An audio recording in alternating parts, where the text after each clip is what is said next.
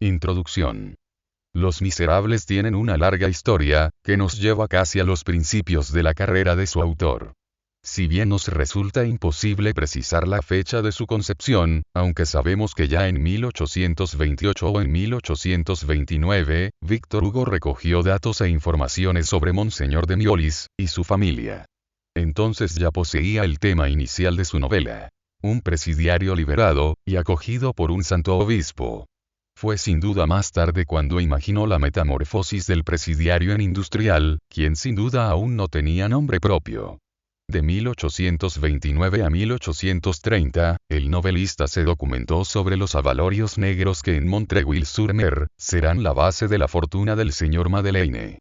El 31 de marzo de 1832, el bosquejo estaba ya bastante precisado, aunque todavía carecía de título. La redacción del libro no se inició hasta 13 años más tarde. Podría creerse que durante este tiempo, el autor había abandonado su proyecto. Nada de esto.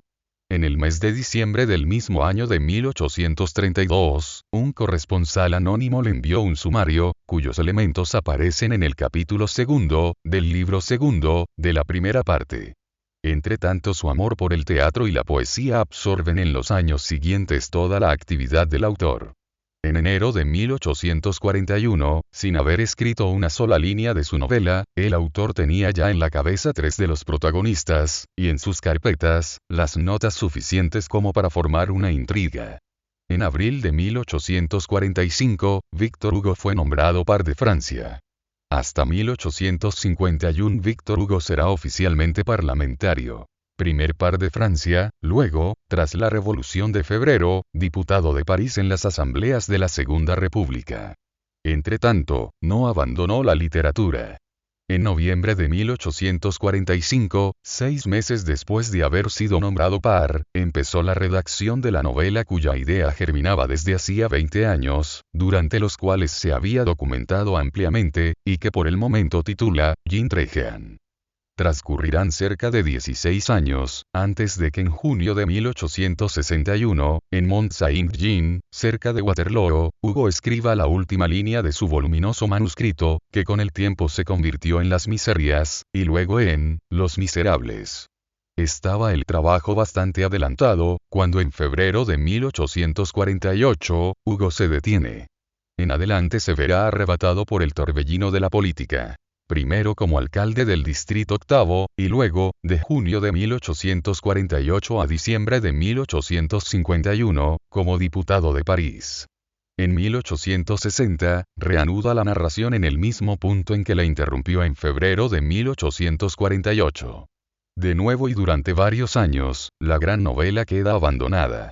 La única señal de interés que demuestra su autor, durante su estancia en Jersey, es el anuncio de la próxima publicación de Los Miserables, en febrero de 1854.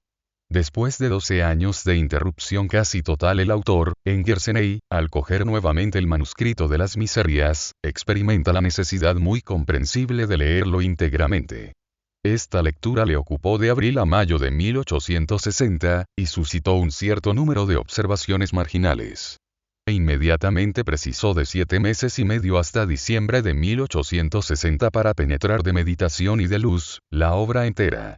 De esta fecha, proceden sin duda la mayor parte de las correcciones sobre las partes ya escritas, y un determinado número de adiciones.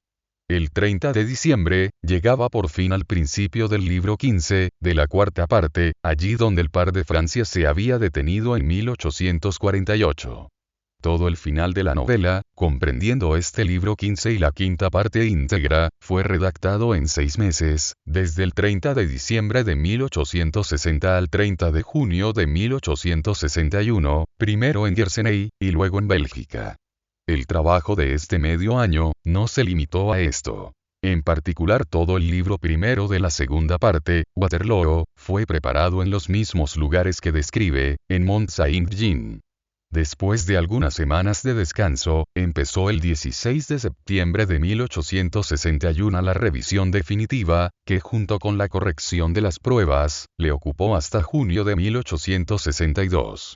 La publicación de la novela se verificó en 1862, en 3 etapas. Fantine, apareció el 3 de abril, Cosette y Marius, el 15 de mayo, un idilio de la calle Plumet, y la epopeya de la calle Saint-Denis, y Jean Valjean, el 30 de junio. Aparte de algunas páginas que escribió en 1851, Víctor Hugo escribió su novela en 2 períodos, separados por un intervalo de 12 años. 1845, 1848, y 1860, 1862.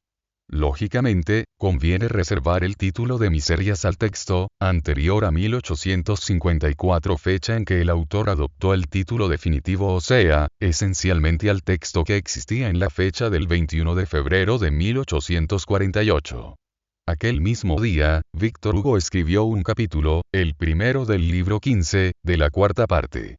Las Miserias, es, pues, una novela inacabada. Ciertamente interesa confrontar el texto definitivo, con la versión inacabada de 1845-1848. Con la escritura, el pensamiento y las ideas del novelista han sufrido en 12 años transformaciones significativas. Entre las Miserias, y Los Miserables, está la adhesión a la República, el exilio, y la crisis mística de Jersey. Víctor Hugo, dividió y subdividió su obra en partes, libros y capítulos. El novelista repartió su materia en 5 partes, de las cuales la más larga es la 4ª, y la más corta la 3ª. El manuscrito y las notas de trabajo de Víctor Hugo traicionan la preocupación constante por mantener la coherencia de una cronología muy compleja, justificar la aparición de un personaje, a veces secundaria, y preparar, a menudo desde mucho antes, cualquier escena decisiva. Desde que empezó la redacción del texto decisivo, de Las Miserias, Víctor Hugo concibió una acción compleja. El novelista se encontró en presencia de 5 historias, que era preciso seguir, sin olvidar a los personajes secundarios, que son algo más que simples comparsas. Por otra parte, debía poner como decorado de fondo, una pintura de la sociedad, cuyas estructuras, prejuicios, instituciones y cambios de 1815 a 1833, implicaban el comportamiento de sus personajes. Cada una de las 3 primeras partes de la obra, lleva el nombre de uno de sus héroes. Fantine, Cosette, Marius. Y también la última. Jean Valjean. El título distinto, y la parte que tiene más extensión, el idilio de la calle Plumet, y la epopeya de la calle Saint-Denis, atraen la atención sobre estos libros, en los que se cruzan todos los destinos de los que en las primeras partes nos han hecho seguir la curva. Y si el nombre de Jean Valjean domina al final de la novela, es que efectivamente se trata del protagonista, del único que posee el secreto de las intrigas precedentes. Fantine, Cosette y Marius, relatan los caminos de los principales personajes, hacia la barricada de la calle Chanvrerie, donde se encontrarán todos, visible e invisiblemente reunidos, el 5 y 6 de junio de 1832. Cada una de las partes se inicia con un capítulo, que introduce y prepara la acción. Un justo, nos obligará a admitir la actitud del obispo en presencia de Jean Valjean. Waterloo, lo hemos visto, es un preliminar un poco extenso, pero que introduce a Thénardier y al coronel Pontmercy, y anuncia desde lejos, los entusiasmos napoleónicos de Marius. París estudiado en su átomo, deja prever el heroísmo, y explica la miseria de Gavroche. Y, por fin, el retrato de Luis Felipe, y las reflexiones sobre su régimen, plantean el decorado político ante el cual se representará el drama de la barricada. Patrón, Minette, sitúa a Thénardier en los confines de la miseria y del crimen. Y el 5 de junio de 1832, expone las justificaciones del desorden, diferenciando el motín de la insurrección. Y en la última parte, las entrañas de Leviatán, ofrecen sin duda un pretexto a la descripción y la elocuencia, y completa el cuadro de París, que es uno de los héroes de Los Miserables. Entre los fragmentos de exposición, Víctor Hugo introduce la acción propiamente dicha. Pero se detiene a intervalos bastante regulares, para señalar las etapas de otra acción, la que se verifica en las almas. Una serie de capítulos, describen la novela de la conciencia de Jean Valjean, la evolución política de Marius, el despertar sentimental de Cosette, las perplejidades de Javert. Cada uno de estos seres, interpreta un papel en el mundo, mientras simboliza una de las aspiraciones de la humanidad, la aspiración a Dios por medio del sacrificio, a la justicia social por la generosidad, a la dicha por el amor, al orden, por el culto ciego el deber de Estado. Su drama tiene dos caras.